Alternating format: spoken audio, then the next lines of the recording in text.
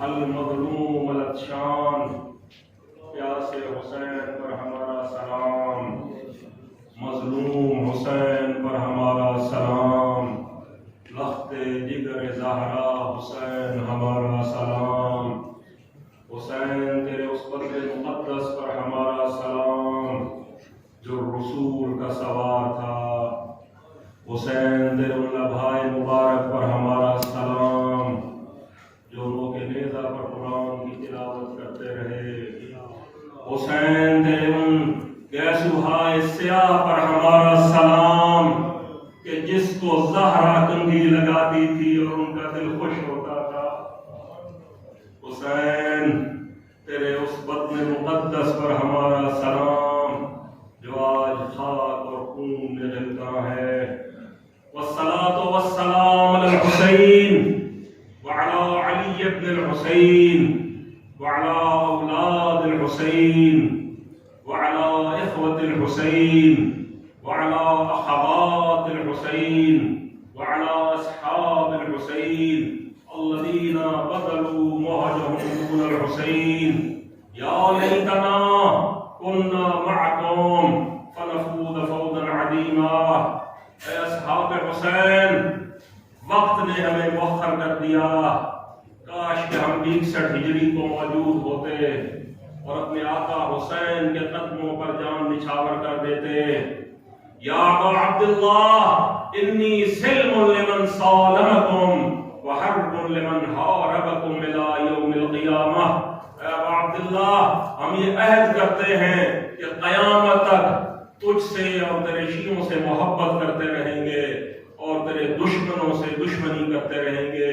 اللہم ارزقنا شفاعت الحسین یوم الورود وثبت لی قدم صدق عندک مع الحسین واصحاب الحسین۔ اما بعد، بسم اللہ الرحمن الرحیم۔ افحسبتم انما خلقناکم عبثا وانکم الینا لا ترجعون۔ صلوات۔ سید بزرگوار سید زاہد حسن قدیری صاحب کی ایصال ثواب کی مجلس ہے، ان کے درجات بلند ہیں، بحق محمد مصطفیٰ، بحق شہید کربلا ان کے درجات مزید بلند فرما۔ جمیع مومنین مومنات جو حاضرین مجلس ہیں ان کے جمیع مرحومین مرحومات کے درجات بلند فرما، اور وہ سادات جو اس عظیم بارگاہ میں سوئے ہوئے ہیں، میرے آقا میرے مولا ان کے بھی درجات عالی ہیں، مزید بلند فرما۔ آپ کے سامنے قرآن مجید سے آیہ شریفہ تلاوت کی ہے جس میں خداوند قدوس فرماتا ہے کہ افحسبتم، کیا تم نے یہ گمان کر لیا ہے کہ انما خلقناکم عبثا، کہ ہم نے تمہیں بیکار پیدا کیا، اور تم کیا نہیں سمجھتے کہ تم ہمارے پاس لوٹائے جاؤ گے، کہ اگر تم ہمارے پاس لوٹ کے نہ آنا ہوتا تمہارا تو تمہاری یہ پیدائش عبث تھی، بیکار تھی۔ اب جب کہ تم نے ہمارے پاس واپس آنا ہے تو اس کا مطلب ہے کہ تم نے کوئی کام کرنا ہے۔ میں توسل کرتا ہوں اپنے ٹوٹے پھوٹے الفاظوں کا بارگاہ حضرت امام حسین میں، کیونکہ حضرت امام حسین کے متعلق حضرت محمد مصطفیٰ نے فرمایا، حدیث قصہ کے الفاظ ہیں، یا شافع امتی، اے میرے وہ بیٹے کہ جو میری امت کا شفاعت کرنے والا ہے۔ اور حسین کیوں نہ ہو شافع امت، کیوں نہ ہو کہ حسین نے موت کا معنی تبدیل کر دیا۔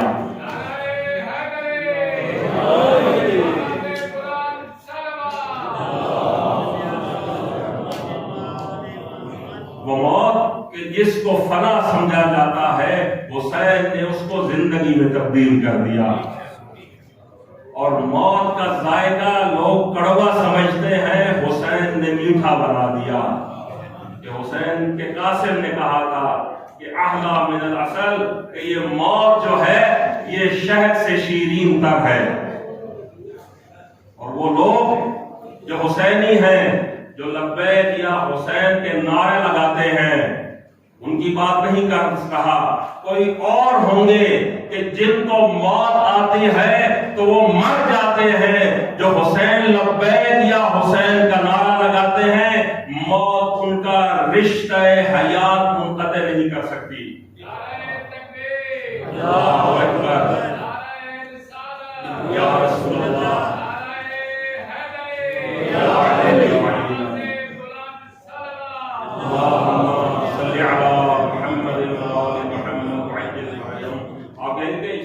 آپ نے کیا بات کر دی؟ قرآن کی آیت ہے کہ کل نفس ذائقۃ الموت، کہ ہر ذی روح نے موت کا ذائقہ چکھنا ہے، ہر جو بھی زندہ ہے اس نے موت کا ذائقہ چکھنا ہے۔ قبلہ تشریف فرما ہے کہ فقہ کا اصول ہے کہ اگر آپ روزہ دار ہیں تو کوئی چیز کھائیں تو روزہ ٹوٹ جاتا ہے، اور اگر بفرض محال مجبوری میں ذائقہ لینا ہو تو روزہ نہیں ٹوٹتا۔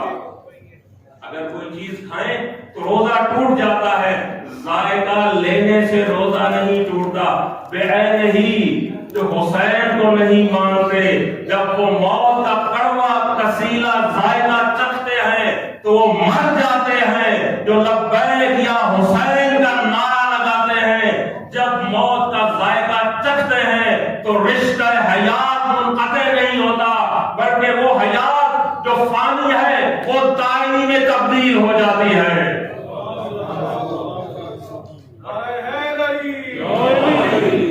اور کیوں نہ ہو، ان الحسین مصباح الہدی والسفینۃ النجات، یہ حضور کا بیٹا حسین چراغ ہدایت ہے اور سفینہ نجات ہے۔ کیوں نہ ہو کہ جس طرح نوح نے انسانیت کو بچایا سفینہ نوح نے، اسی طرح حسین کے سفینہ ذکر ادا نے انسانیت کو بچایا ہوا ہے۔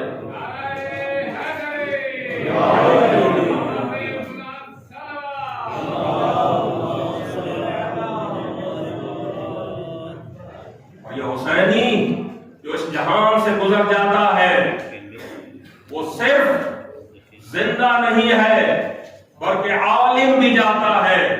من مات علی حب آل محمد مات شہیدا، جو محبت آل محمد پر اس جہان سے رخصت ہوا وہ شہید ہے۔ دوسری حدیث ہے من مات علی حب آل محمد مات مغفورا، جو محبت آل محمد پر اس جہان سے گزر گیا وہ مغفور ہے، بخشا ہوا ہے۔ اور اب تیسری حدیث ہے من مات علی حب آل محمد مات عالما، جو محبت آل محمد پر اس جہان سے گزر گیا وہ عالم گزرا۔ اور اس کی دلیل ہے میرے پاس کہ مومنین جو پاکستان میں رہتے ہیں اردو جانتے ہیں، سرائکی جانتے ہیں، انگلش جانتے ہیں، لیکن جب وہ اس جہان سے گزر جاتے ہیں تو مولوی قبر کے اوپر بیٹھ کر اسمع افہم عربی میں اس کو تلقین کرنا پڑ رہا ہوتا ہے۔ وہ مومن جو اردو بھی نہیں سمجھ سکتا، آج وہ محبت آل محمد میں غرق ہو کر جب اس جہان فانی سے گزرا تو اس کو عربی بھی آ گئی۔ ماتا عالما، کہ وہ عالم اس جہان سے گزر گیا۔ محبت آل محمد، محبت حسین، محبت محمد مصطفیٰ انسان کو زندگی دیتی ہے۔ اور ہمارا زندگی کا نظریہ کیا ہے؟ ہم زندگی اس کو کہتے ہیں کہ جس کو خالق حیات نے زندگی کہا ہے، اور ہم موت اس کو کہیں گے کہ جس کو اللہ نے موت کہا ہے۔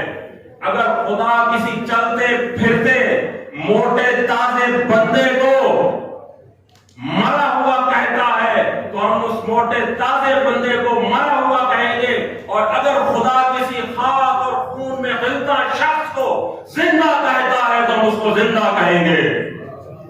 وَلَا تَحْسَبَنَّ الَّذِينَ قُتِلُوا فِي سَبِيلِ اللَّهِ أَمْوَاتًا، مت گمان کرو کہ اللہ کی راہ میں قتل ہو گیا، وہ مر گیا، بل احیاء، وہ زندہ ہے، تم اس کی زندگی کا ادراک نہیں رکھتے۔ اب یہاں ایک نقطہ دینا چاہتا ہوں، کہتے ہیں کہ معصومین اس دنیا سے گزر گئے، اور غیر ایسے معصوم جب اللہ کی راہ پہ چلتا ہوا جان دے دے تو خدا اس کو زندہ کہہ کر تمہیں کہتا ہے کہ اس کی زندگی کا ادراک نہیں رکھتے. کجا یہ چھوٹے ذہن، کجا زندگی مصطفیٰ، کجا زندگی مرتضیٰ کہ جو اب وہ زندہ ہے وہ ہمارے ذہن میں آئے. ہمارے ذہن کم ہے. فلسفہ موت اس وقت سمجھ میں آئے گا انسان کو کہ جب اس کو فلسفہ حیات سمجھ میں آئے گا کہ یہ زندگی کیا ہے. زندگی سمجھ میں آ گئی تو موت خود بہت سمجھ میں آ جائے گی کہ زندگی پہلا زینہ ہے، اس کے بعد موت کا زینہ ہے. ما والحیات، یہ زندگی ہے کیا؟ یہ انسانی زندگی ہے کیا؟ انسان مرکب ہے دو چیزوں کا. ایک ہے اس کا جسم، ایک ہے اس کا جسم. لقد خلقنا الانسان من صلصال کالفخار، انسان کو اللہ نے کھڑکتی ہوئی مٹی سے پیدا کیا. یہ جسم جو انسانی ہے مٹی سے پیدا کیا. لیکن کچھ ایسے انسان بھی ہیں کہ جن کی مٹی نرالی ہے. خلقوا شیعتنا من فاضلۃ طینتنا، کہ ہمارے شیعوں کو تخلیق کیا گیا ہے ہماری فاضل طینت سے. یحزنون بحزننا، وہ ہمارے غم میں غمزدہ ہوتے ہیں. ویفرحون بفرحنا، اور ہماری خوشی میں خوش ہوتے ہیں. اور قیامت میں کفار کہیں گے یا لیتنی کنت ترابا، کہ کاش میں مٹی ہوتا. خدا تو پہلے ہی کہہ رہا ہے کہ تم مٹی ہو. یہ اس وقت جا کے اے کاش کیوں کہہ رہے ہیں کہ مٹی ہوتا؟ آپ کو علم ہے کہ تراب کس کا لقب ہے. تو وہ کیا کہنے چاہتے ہیں؟ یا لیتنا کنت ترابا، اے کاش کہ میں ابو ترابی ہوتا، اے کاش کہ میں علی علی کرنے والا ہوتا. دوسری کیا چیز ہے؟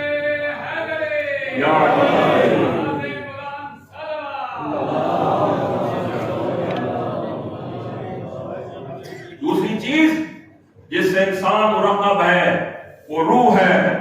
وَيَسْأَلُونَكَ عَنِ الرُّوحِ، اے رسول تو اس سے پوچھتے ہیں روح کے متعلق کہ روح کیا ہے. ان سے کہہ دے کہ روح امر ربی ہے. آپ کو علم تو دیا گیا ہے، وَمَا أُوتِيتُم مِّنَ الْعِلْمِ إِلَّا قَلِيلًا، تمہیں بہت تھوڑا علم دیا گیا ہے. یہ روح امر ربی ہے، تم اس امر کو سمجھ نہیں سکتے. تمہیں بہت قلیل علم دیا گیا ہے.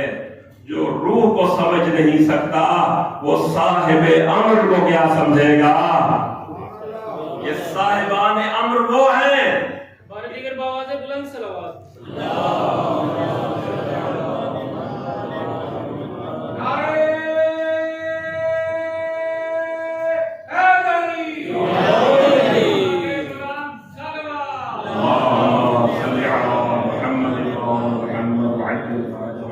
جو امر ربی کو نہ سمجھ سکا وہ صاحب الامر کو کیا سمجھے گا؟ یہ صاحب الامر وہ ہے کہ اگر کسی زندہ کا جنازہ پڑھا دے تو وہ مر جاتا ہے، اور کسی کی قبر کو قوم میں عز اللہ کہہ کے ٹھوکر لگائے تو وہ زندہ ہو جاتا ہے.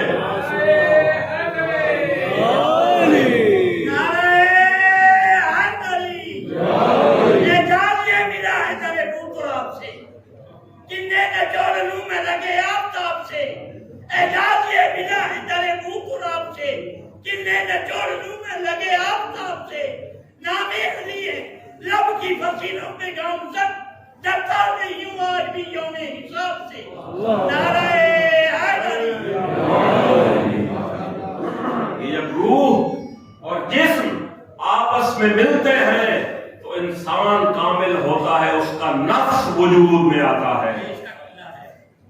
روح اور جسم جب ملتے ہیں تو نفس وجود میں آتا ہے. مثال آپ کے سامنے آپ کی خدمت میں پیش کر دوں کہ جس طرح یہ وائر ہے کاپر کی بنی ہوئی، یہ مثل جسم کے ہے.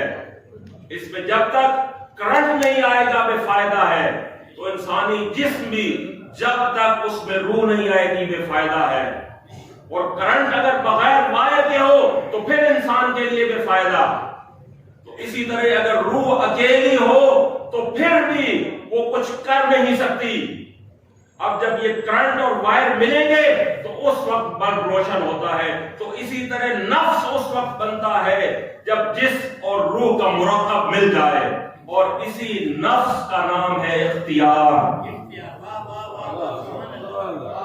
یہ زندگی کیا ہے؟ اختیار ہے انسان کا۔ اللہ نے آپ کو اختیار دے دیا۔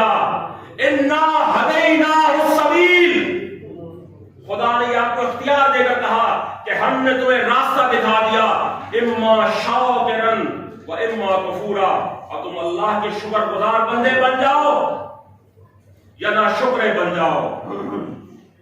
یہ اختیار ہے زندگی، یہ اختیار زندگی ہے۔ ہم اپنی پوری زندگی میں مال و دولت کے پیچھے لگے رہتے ہیں، اولاد کے پیچھے لگے رہتے ہیں۔ بڑی خوبصورت بات یاد آ گئی ہے حضرت محمد مصطفیٰ کے پاس۔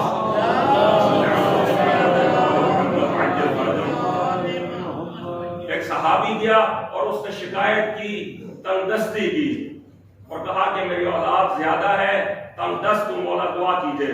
تو مولا نے عجیب و غریب اس کو بات کہی، کہا تیری اولاد زیادہ ہے تو اپنی اولاد کی وجہ سے پریشان ہے؟ کہا ہاں میں اپنی اولاد کی وجہ سے پریشان ہوں۔ کہا تیری اولاد دو حال سے خالی نہیں ہو سکتی۔ کہا کیا؟ کہا یا تو وہ دشمنان خدا ہوں گے یا وہ دوستان خدا ہوں گے، یا ان کا شمار اولیاء اللہ سے ہوگا یا دشمنان خدا سے ہوگا۔ کہا حضور بات تو ٹھیک ہے۔ کہا اگر دشمنان خدا سے ہے تیری اولاد تو تو ان کی فکر کاہے کو کرتا ہے، اور اگر تیری اولاد دوستان خدا ہے تو تجھے فکر کرنے کی ضرورت نہیں، اللہ جانے تیری اولاد جانے۔ ہم اپنی اولاد کی فکر میں اپنی زندگی بسر کر دیتے ہیں، مال کو اکٹھا کرنے کی ہوس میں اپنی زندگی بسر کر دیتے ہیں، لیکن ان کا ساتھ بڑے کم وقت کا ہے۔ جیسے ہی آخری سانس نکلی مال نے آپ کا ساتھ چھوڑ دیا۔ اولاد اگر اچھی ہے تو وہ پھر بھی ساتھ دیتی رہتی ہے، لیکن پھر بھی اولاد کا ساتھ قبر تک ہے۔ اس کے بعد جو آپ کا ساتھ ہے، جو اللہ نے آپ کو اختیار دیا ہے، جس کو دوسرے الفاظ میں اعمال کہا جاتا ہے، وہ ہے۔ اور کہا جاتا ہے کہ جو پہلی رات ہے قبر کی، وہی قیامت صغریٰ ہے انسان کے لیے۔ یا تو اس کی قبر روضۃ من ریاض الجنہ بنے گی، ولایت کا نور اس کی قبر میں جب چمکائے گا، چمکے گا، تو اس کی قبر روضۃ من ریاض الجنہ ہو جائے گی، اور اگر ولایت کا نور نہیں ہوگا تو وہ جہنم کے گڑھوں سے گڑھا بن جائے گی۔ یہ آپ کو جو اللہ نے اختیار دیا ہے، یہی اختیار آپ نے استعمال کرنا ہے اور یہ زندگی گزارنی ہے۔ وَمَا خَلَقْتُ الْجِنَّ وَالْإِنسَ إِلَّا لِيَعْبُدُونَ، خدا نے جن و انس کو خلق نہیں کیا مگر عبادت کے لیے۔ زندگی ملنے کا مقصد اللہ کی عبادت ہے۔ یہ جب مسلمانوں سے کہا جائے نا اللہ کی عبادت تو گھبرا جاتے ہیں کہ عبادت بہت بھاری ہے، عبادت بڑی آسان ہے۔ اگر عبادت کی جائے تو یہی جو ہم سارے کام کرتے ہیں صرف ایک نیت کی تبدیلی سے عبادت بن سکتے ہیں۔ ہم اپنی اولاد کے لیے رزق حلال کماتے ہیں جی، ہم اپنے جسم کے لیے کھانا کھاتے ہیں، ہم اپنے جسم کی نشو و نما کے لیے ایکسرسائز ورزش کرتے ہیں۔ یہ ساری چیزیں صرف ایک اگر نیت میں تبدیلی آ جائے تو ساری عبادت کا درجہ رکھ لیتی ہے۔ کوئی شک نہیں کہ افضل العبادہ نماز ہے، روزہ ہے، لیکن یہ ساری چیزیں بھی اگر خدا کے لیے کی جائے تو عبادت ہے۔ کھانا اس لیے کھایا جائے کہ یہ جسم کو طاقت دے گا تو میں اللہ کی عبادت کروں گا، تو یہ عبادت ہے۔ یہاں تک کہ اگر کوئی انسان اپنے بچے کو بوسہ دیتا ہے تو وہ عبادت ہے، اور اس پر حدیث میں آیا ہے کہ اگر کوئی بندہ اپنے بچے کو بوسہ دیتا ہے تو اس پر جنت واجب ہے، لیکن بوسہ اپنے بچے کی حیثیت میں نہ دے بلکہ اللہ کی مخلوق ہونے کی حیثیت میں دے۔ عبادت اللہ کی بڑی آسان ہے، اور خداوند قدوس فرماتا ہے کہ میں انما یتقبل اللہ من المتقین، میں یہ عبادتیں صرف ان لوگوں سے قبول کروں گا کہ جو متقی ہوں گے، غیر متقی سے میں عبادت قبول نہیں کروں گا۔ یہ متقی لوگ کون ہیں؟ کہ جن کی عبادت اللہ قبول کر رہا ہے، ان کی نماز اللہ قبول کرتا ہے، ان کے روزے اللہ قبول کرتا ہے، ان کے سارے اعمال اللہ کی درگاہ میں مقبول ہیں۔ یہ متقی لوگ کون سے ہیں؟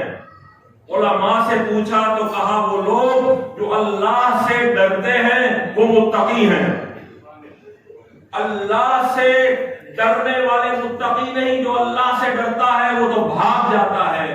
اللہ کی ناراضگی سے ڈرنے والے لوگ متقی ہیں۔ اس کا ترجمہ اگر مزید سلیس کر دیا جائے کہ اللہ کی ناراضگی سے ڈرنے والے کون ہو سکتے ہیں، تو اللہ کی ناراضگی سے صرف وہ ڈرے گا جو اللہ سے محبت کرے گا، جو اللہ سے ذات حق سے محبت کرے گا، وہ اللہ کی ناراضگی سے ڈرے گا۔ تو اب خدا کن لوگوں کے اعمال قبول کرے گا، کن کی عبادات قبول کرے گا؟ وہ جو اللہ سے محبت کرتے ہیں۔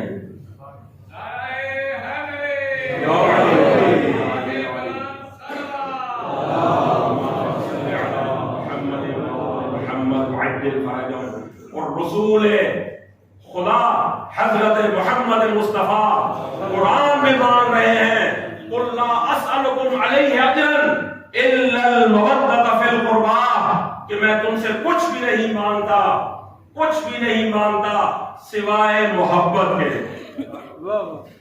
خدا بھی اپنے لیے محبت مانتا ہے، مصطفیٰ بھی اپنے لیے محبت مانگ رہا ہے، اور آل کے لیے بھی محبت مانگ رہا ہے، اور خدا کہتا ہے کہ مخلوق کے ساتھ بھی محبت کرو۔ یہ دین محبت ہے، دین امن ہے، جو اللہ سے محبت۔ اور ہم جتنی عبادات کرتے ہیں اس میں کیا نیت ہے؟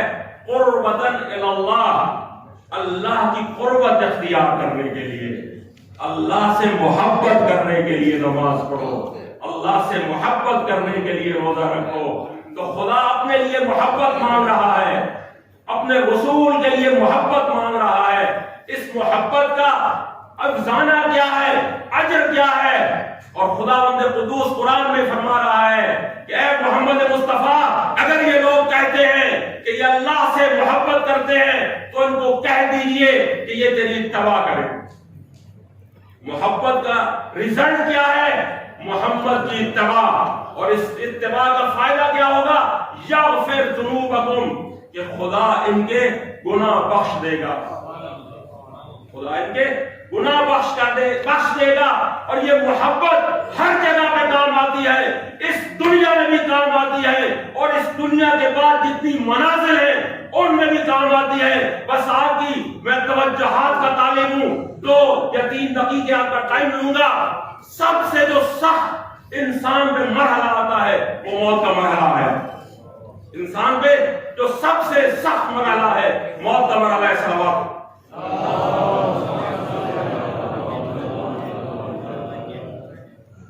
علماء فرماتے ہیں کہ اتنا سخت مرحلہ ہے کہ انسان نے اتنی سختی پہلے نہ دیکھی ہوگی، اور اس طرح سخت بیان کیا ہے۔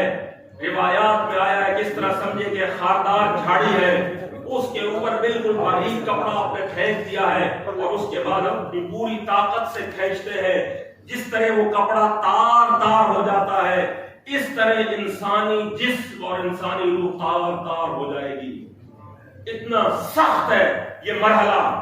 اور دوسری طرف ایک اور طرف کہا کہ یہ اتنا آسان مرحلہ ہے کہ جس طرح پھول سے خوشبو نکلتی ہے اس طرح روح بدن سے نکلے گی. اب یہ دونوں معصومین کے بیان ہیں. ان میں فرق کیا ہے؟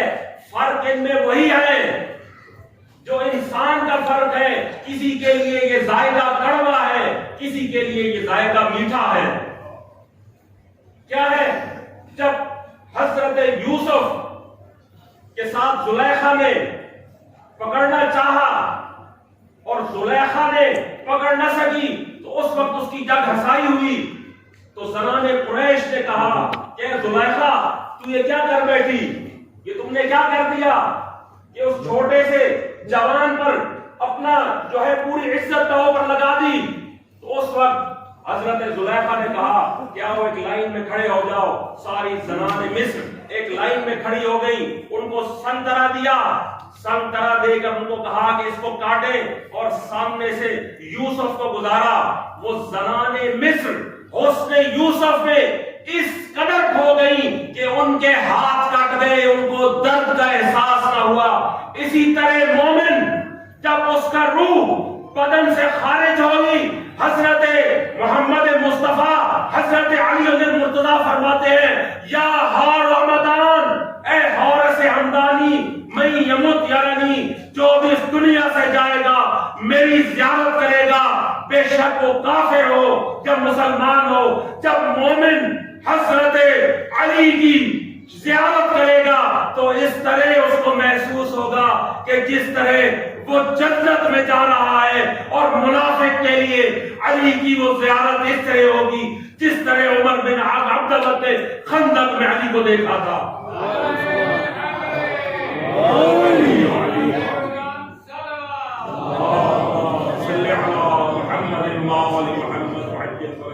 اور جب کسی سے محبت کی جاتی ہے تو اس کی نشانی رکھی جاتی ہے. جب کسی سے محبت کی جاتی ہے یہ ہم نشانیاں رکھتے ہیں, کسی کا نام حسن ہے, کسی کا حسین ہے, کسی کا علی ہے. یہ محبت آل محمد کی نشانی ہے. اور ایک اور نشانی جو ہمیں حضرت محمد مصطفیٰ نے عمل بھی کیا اور ہمیں بھی بتایا کہ حسین کی خاک اپنے پاس رکھو. یہ ہر سفر میں امان ہے آپ کے لیے, وہ سفر اس دنیا کا ہو یا آخرت کا ہو. وہ سفر اس دنیا کا ہو یا آخرت کا ہو, امان ہی امان ہے. میں بس ایک آپ کا زحمت تمام کرنے والا ہوں. جب انسان مومن اس دنیا سے گیا, یہ ہمارا طریقہ ہے, مستحب ہے کہ ہم خاک شفا اس کے اعضائے سجدہ میں رکھتے ہیں. اور یہ تمام مسلمانوں کا عقیدہ ہے کہ قبر میں حضرت محمد مصطفیٰ تشریف لے کے آتے ہیں. اب ذرا چشم تصور میں قبر کا منظر لے کر آئیں کہ ایک مومن قبر میں لیٹا ہوا ہے, حضرت محمد مصطفیٰ تشریف لائے ہیں. ایک نور ہوگا جو مسلمان کے ماتھے سے حویدہ ہوگا, وہ نور سجدہ ہوگا. ایک نور ہوگا جو اس کے ہاتھوں سے منتشر ہو رہا ہوگا کہ اس نے اس ہاتھوں سے نیک کام کیے تھے. ایک اور قسم کا نور مومن کے سینے سے اظہار کر رہا ہوگا کہ جو اس نے یا حسین کر کے ماتم کیا ہوگا. مختلف عبادتیں جو مسلمان مومن نے سر انجام دی ہوں گی, مختلف قسم کے نور اس کے بدن سے نمایاں ہو رہے ہوں گے. اب ایک نور اگر کم طاقت کا ہے, یہ لائٹ کم طاقت کی ہے, اور اس کے ساتھ اگر کوئی بڑی طاقت کی لائٹ لگا دی جائے تو وہ مدھم پڑ جاتی ہے. جو بڑی لائٹ ہے وہ غلبہ پا لیتی ہے.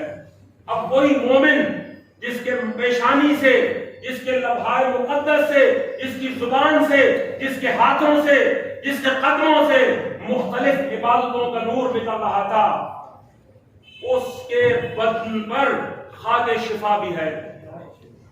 اس خاک شفا سے نور خون حسین بلند ہو رہا ہے. اور جب حضرت محمد مصطفیٰ قدم رنجہ فرمائیں گے تو کون سا نور ہے جو سب سے پہلے ان کا استقبال کرے گا؟ نور خون حسین جب محمد مصطفیٰ کا استقبال کرے گا تو محمد مصطفیٰ اسی وقت فرشتوں کو کہیں گے کہ اس کو لے جائیں، یہ حسینی ہے، لواء الحمد کا صاحب اس کو کرے۔